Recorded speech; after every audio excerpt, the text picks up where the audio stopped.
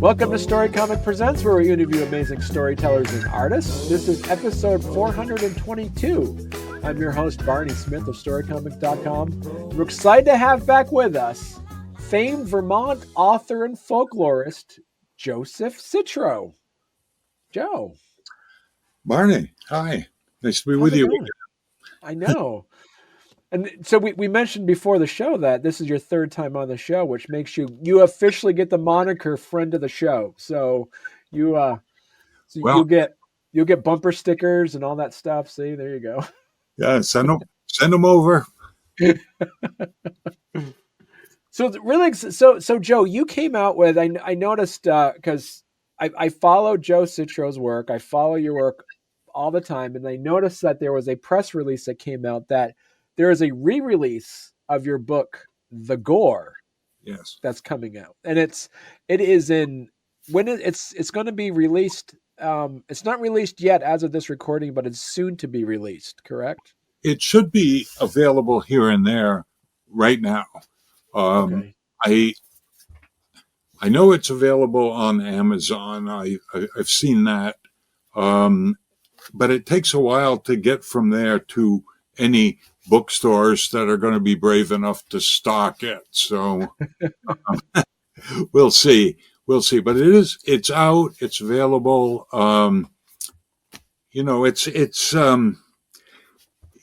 It's its third life, really. It's books are weird. I don't want my books to die, but sometimes they go out of print or publishers go out of business, and in doing so, my book dies.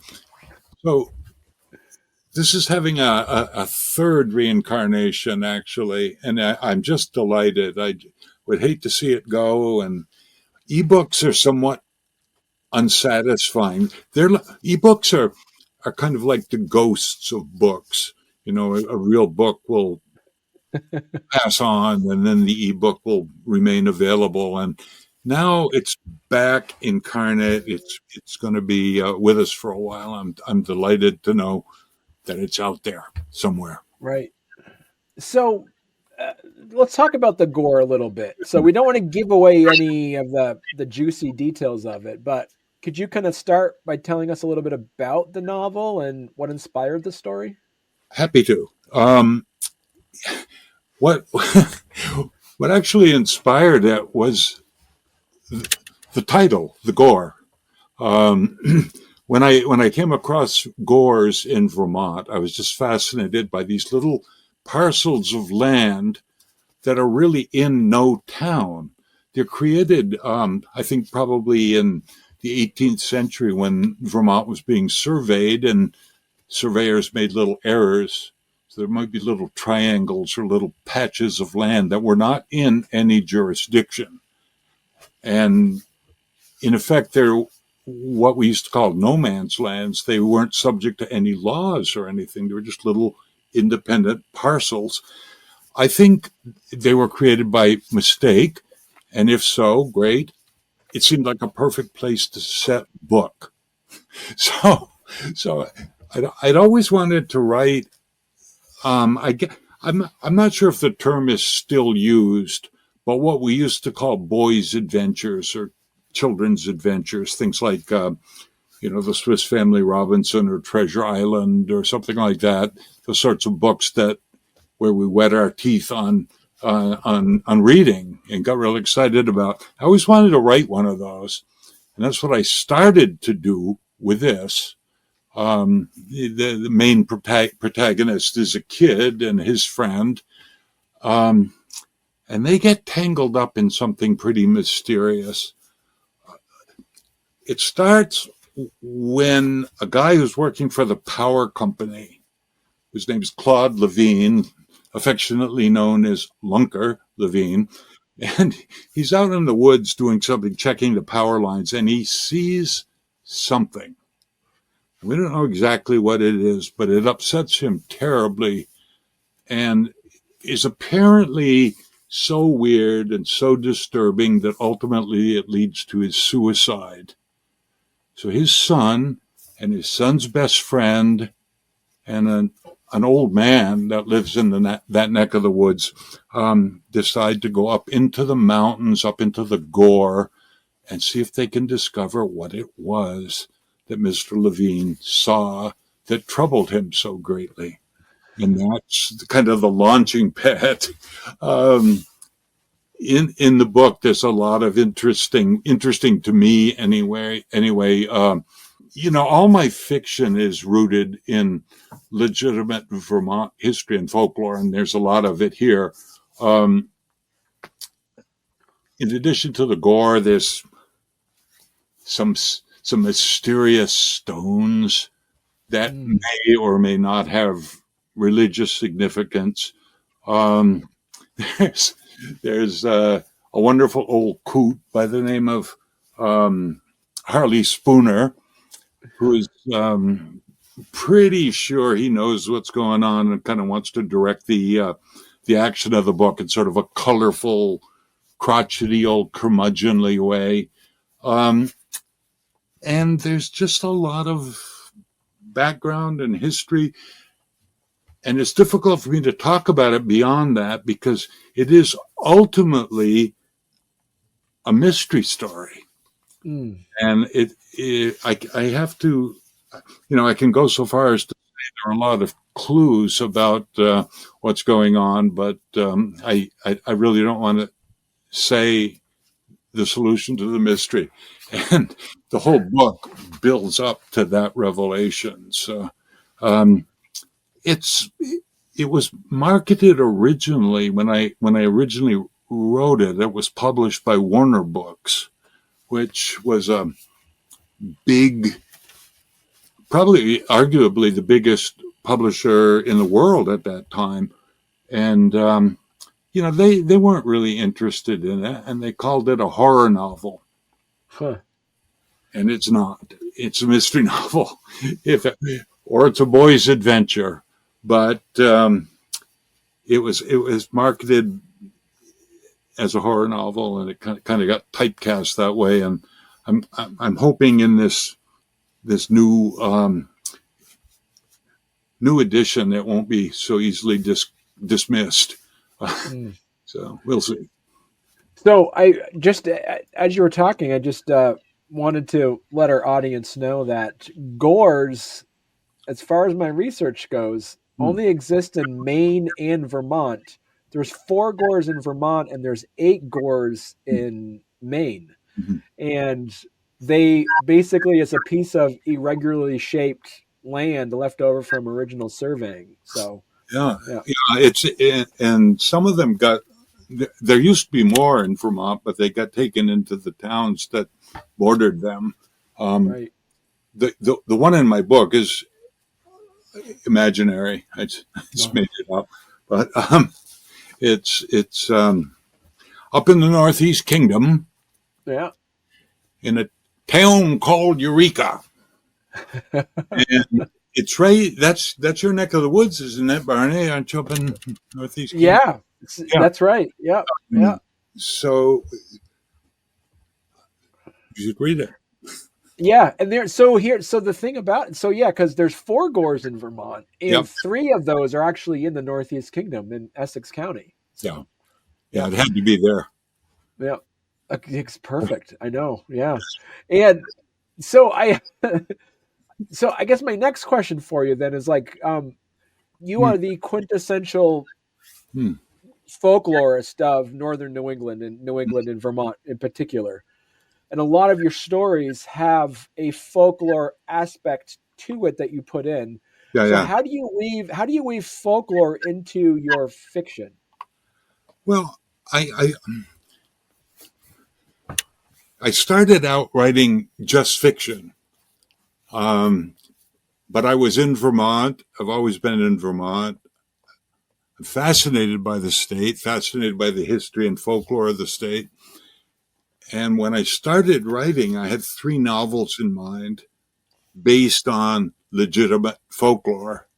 One was about a guy looking for the Lake Champlain monster. That was the first novel I wrote. And the lore is all there. I just had to create a situation and some characters and send them off looking for Champ. The next one I wrote was called Shadow Child, and that had to do with the mysterious ancient stone structures that are found all around the state, and some local folklore, kind of arcane folklore about the existence of little people in the woods. And the third was this one, the Gore. And that was my ambition when I started writing. I just wanted to write these 3 novels.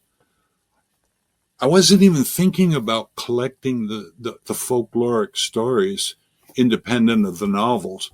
But as I was working on the novels, I kept discovering more and more stories about Vermont. So at some point in the mid-1990s, I just decided to collect stories.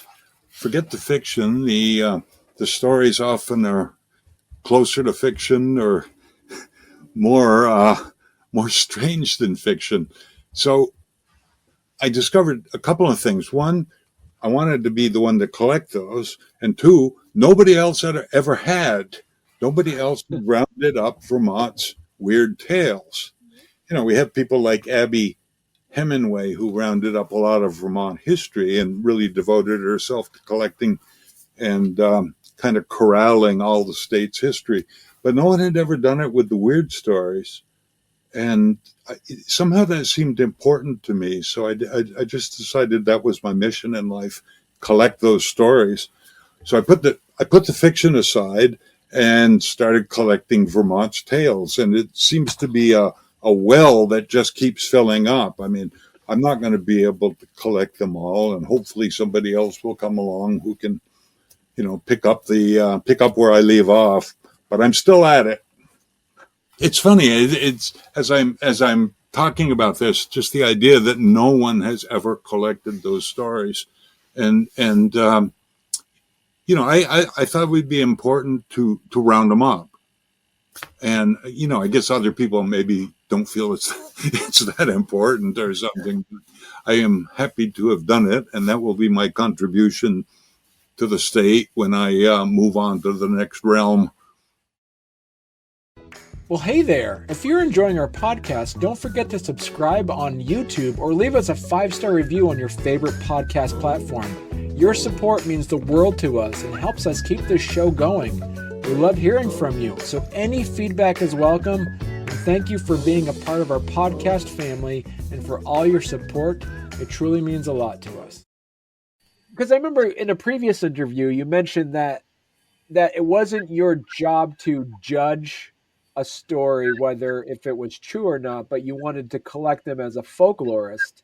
Mm-hmm. But you also mentioned that you have a pretty good way to know, you have a pretty good sense to know if someone's inventing a story and telling you.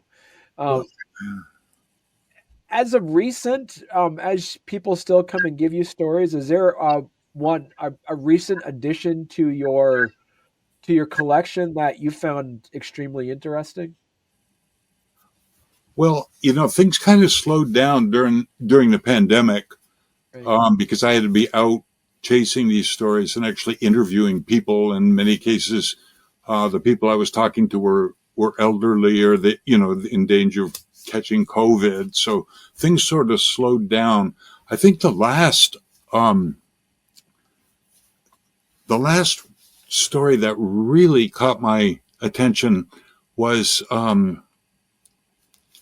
one that takes place in Wethersfield or Springfield, or maybe on that mysterious border between the two. There's a house there where for years and years, people would look out the window and see a Native American on a horse going by the house. Now, here's the thing. They only see it through this one window. If they switched and tried to pick it up from another point of view, another window. He and the horse wouldn't be there. They'd only see it through this one window. And I thought that was fascinating. And I started to look into it, and I made contact with the people there. And the house has been in the family for like generations. And generation after generation, people have seen this Native American riding by on the horse. But he's not there in the real world. He's just there in the world that you can see through this one particular window. That's weird. But apparently somewhere along, one of the owners was just fed up with it and boarded up the window. So you can go there and you can see where the window was, and nobody's got an explanation. So to me, that's fascinating. In other words, being in this world, the world that you and I are in, but if you look through one particular window, you'll see another world. That's fascinating. I could probably build a story, maybe not a whole novel, but I could probably build a story around that. Now, so getting back to the Gore, what do you hope readers take away from the Gore? Well, there is definitely a message in the heart of the book, but if I tell you what that message is, it's going to be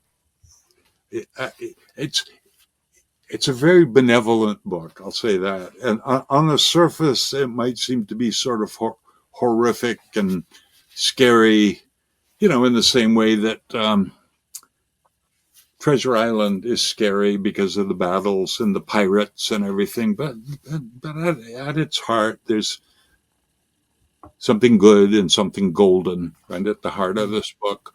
So that's really all I can say. And some readers will pick up on it and some won't. But I just hope it makes the world a better place in which to live. Now, because you mentioned this is a re-release of the book, did you change it at all from the original publication? Not at all. None at all. Okay. I added just an afterword talking about some of the same stuff we were just talking about, where the book came from and what inspired it and where the truth and, there's kind of a serpentine line between truth and fiction. And I tried to clarify that a little bit, but at the heart of the book, it could happen, or it could have happened at the point where the book occurs. And that was a few years ago. It couldn't happen now, I don't think. Right. No. So what was your favorite part about writing this book? It's funny. It sort of wrote itself, really. I started with this scene of Lunker Levine going into the Gore and seeing something. I wasn't too specific about what it was that he saw, but I knew what it was, but the reader doesn't yet. And I had to build on that.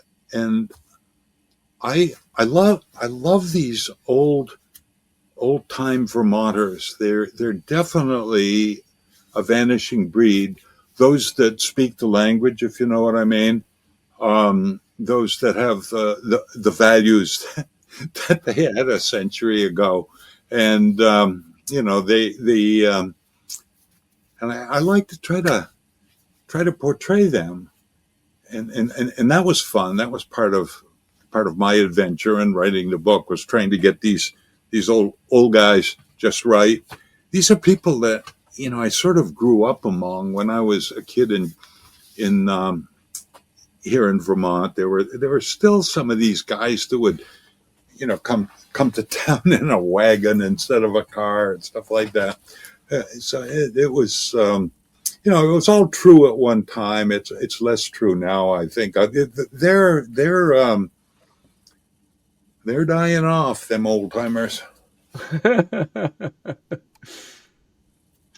Now, so who do you consider the target audience for the book? Well, I, yeah, I like I said, I started to write a boy's adventure, but it got kind of beyond that. I don't know. I would say any adult that wants to escape into a book. I think it's a good vehicle to get out of this world and into one that might be a little bit more pleasant. Right. Uh, So other than your books, Joe, what other authors do you like to read? well, that's always I just finished reading a nonfiction book about Robert Louis Stevenson, and I've been reading a lot of nonfiction lately. I'm not finding the fiction that I want to that I want to read. I want to go back and read stuff that I read and want to enjoy again. I mean, To Kill a Mockingbird is working its way to the top of the pile, and I usually read Treasure Island about every year or every other year. Oh, okay. I I love to revisit Howard Frank Mosher's books. I do that from time to time. Right now, I'm I'm not reading any fiction right now. I'm reading a book about how the occult has influenced American politics. It's kind of an interesting thing.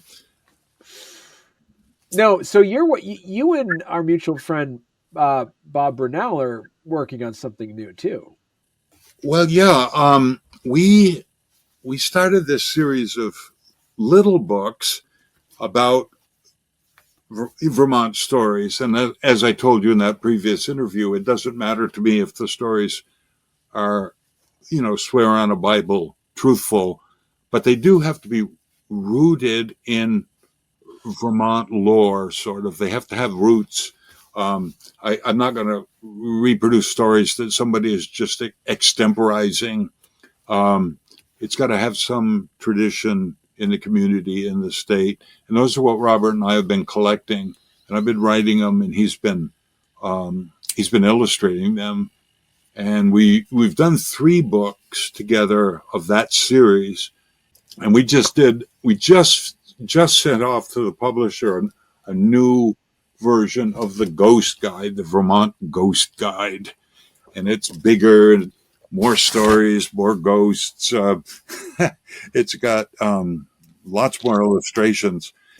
Robert's very interesting to work with because he's really fast, and he's good. He's got his art to a point where it takes me forever to write one of these damn things, and I'll send it to him for illustrations. And by the time I put my coffee cup down from taking a sip, he'll be back with an illustration. He's amazing. It's just amazing. I should write him up, I think. So yeah, and we've done. I think we've done 5 books together at this point, Robert and I. Wow. Yeah, Okay.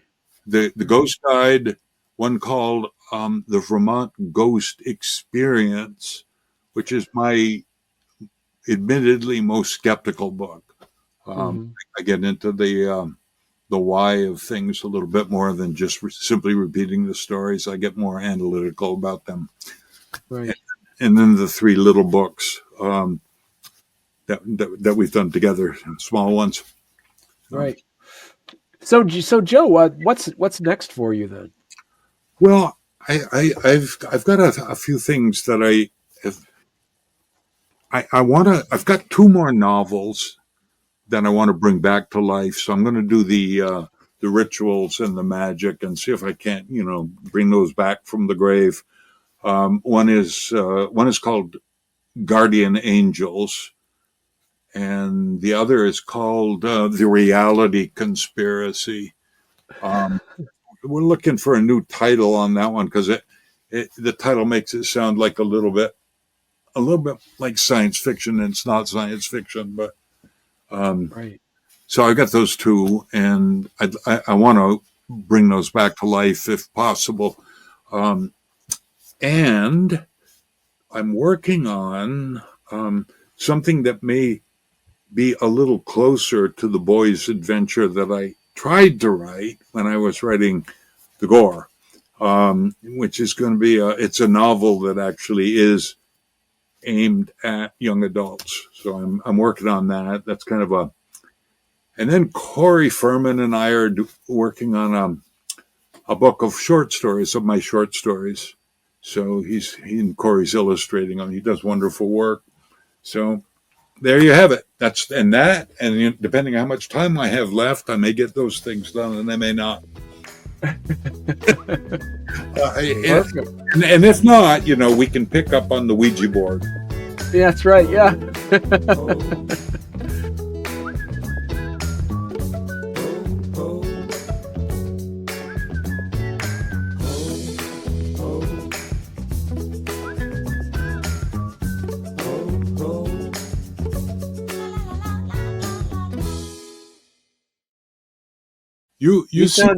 You seem crisp and sharp, your image, whereas mine looks sort of green and like I'm underwater or something. No, you look crisp on my side, which probably means maybe your monitor maybe it's something to do with your monitor, but you look fine. Yeah, okay. Yeah. You're the director. All right, here we go, Joe. All right.